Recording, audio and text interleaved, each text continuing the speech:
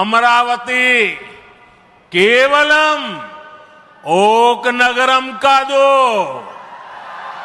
అమరావతి ఒక శక్తి. ఆంధ్రప్రదేశ్ను ఆధునిక ప్రదేశ్గా మార్చే శక్తి, ఆంధ్రప్రదేశ్ను అధునాతన ప్రదేశ్గా మార్చే శక్తి. మిత్రుల, ఈరోజు మళ్ళీ మేము అనుకున్నాం వర్షం వస్తుందని, కానీ మోడీ గారు వస్తున్నారంటే వర్షం కూడా రాకుండా దేవతలు మొత్తం ఆశీర్వదించారంటే అది ఈ యొక్క అమరావతి యొక్క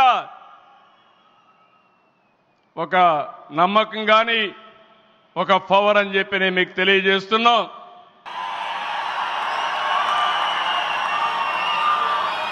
today is a great day. Andhra Pradesh చరిత్రలో శాశ్వతంగా లిఖించదగ్గ రోజు. ఇలాంటి సమావేశానికి ఏదైతే అమరావతి రాజధాని పనులు నిలిచిపోయినాయి, ఆ రోజు మన ప్రధానమంత్రి గారే ఫౌండేషన్ వేశారు. 5 సంవత్సరాలు విధ్వంసం జరిగింది.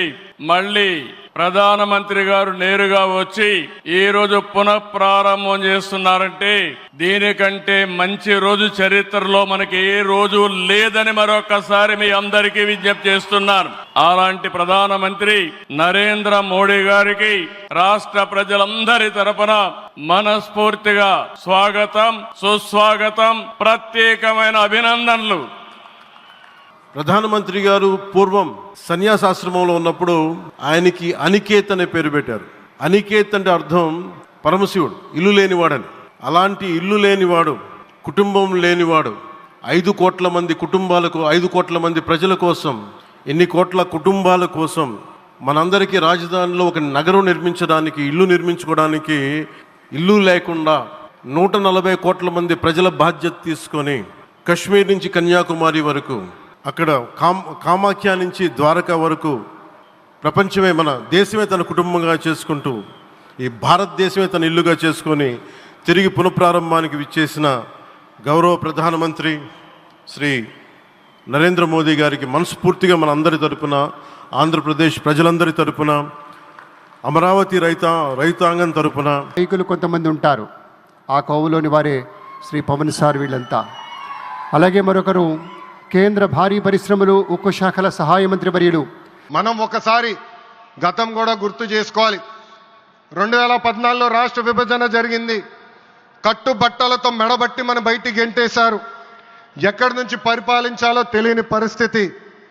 కానీ మన సిబిఎన్ గారికి సంక్షోభాలు కొత్త కాదు. 19 నుంచి 24 వరకు విధ్వంస పాలన మనం చూసాం. మన సిబిఎన్ పై ఉన్న వ్యక్తిగత కక్షతో అమరావతిని చంపేయాలని చూశారు. ఒక్క ఇటుక కూడా పెట్టకుండా 3 రాజధానులంటూ 5 సంవత్సరాలు గడిపేశారు.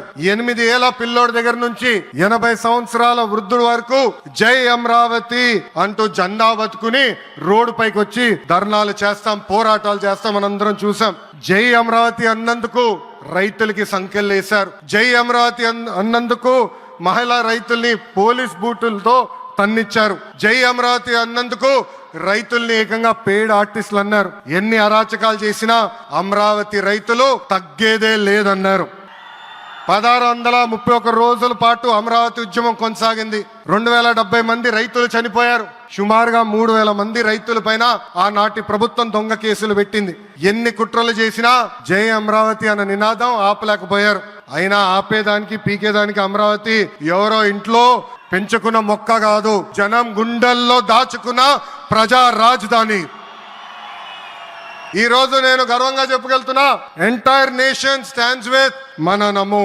కేంద్రం ఈ రోజు కుల గణన చేయాలనే నిర్ణయం తీసుకుంది. ఇది ఒక నిర్ణయం కాదు, ఇది ఒక సంచలనం. Where others hesitated for decades, Namo acted, rewriting history with courage. True to his commitment to empower the marginalized and deprived, Namo's bold stroke will deliver social justice in its truest form. Namo gariki Andhra Pradesh anna, Amravati anna ento prena. ఇప్పుడు ఆయన ఢిల్లీలో ఎంత బిజీగా ఉన్నారో మనందరూ తెలుసు. ఆయన ఈ కార్యక్రమానికి వచ్చారు. 2024 ఎన్నికల్లో ప్రజలు ఎన్డీఏ ప్రభుత్వానికి 94 సీట్లు గెలిపించారు. అందుకే మన ప్రధాని నమో గారు ఆంధ్రప్రదేశ్ కోరిన అన్ని కోరికలు తీరుస్తున్నారు. మొన్నే విశాఖపట్నానికి వచ్చి railway zone, NTPC green project, Nakkapalli bulk drug park కి నిధులు కేటాయించారు. ఏకంగా విశాఖపట్నం ఉక్కు ఫ్యాక్టరీని కాపాడారు. ఇప్పుడు అమరావతికి వచ్చి నిధులే కాదు పనులు కూడా ప్రారంభించబోతున్నారు. 1631 రోజుల పాటు పోరాడి అమరావతిని నిలబెట్టిన రైతులకి నేను ఈరోజు శిరస్సు వంచి నమస్కరిస్తున్నాను. ప్రధాని నమో గారి చేతి మీదుగా అమరావతి పనులు తిరిగి ప్రారంభం అవుతున్నాయి. ఇంకా అమరావతి అన్స్టాపబుల్. అభివృద్ధి వికేంద్రీకరణ అంతే స్పీడ్ గా జరగబోతుంది. Polavaram, Visakha steel plant, Bhogapuram airport, Prakasam జిల్లాలో CBG plant, Kurnool high court bench, ఇలా అన్ని కార్యక్రమాలు జెట్ స్పీడ్ తో జరుగుతాయి. ప్రజా ప్రభుత్వం ఏర్పడిన 10 నెలల్లోనే 8 లక్షల కోట్ల పెట్టుబడితో వాటి ద్వారా 5 లక్షల మందికి ఉద్యోగాల అవకాశాలు కల్పించడానికి అనేక నిర్ణయాలు మేము తీసుకున్నాం, ఒప్పందాలు కుదిరించుకున్నాం. అంతేకాదు 16,347 పోస్టులతో మెగా డిఎస్సి నోటిఫికేషన్ కూడా ఇచ్చాం.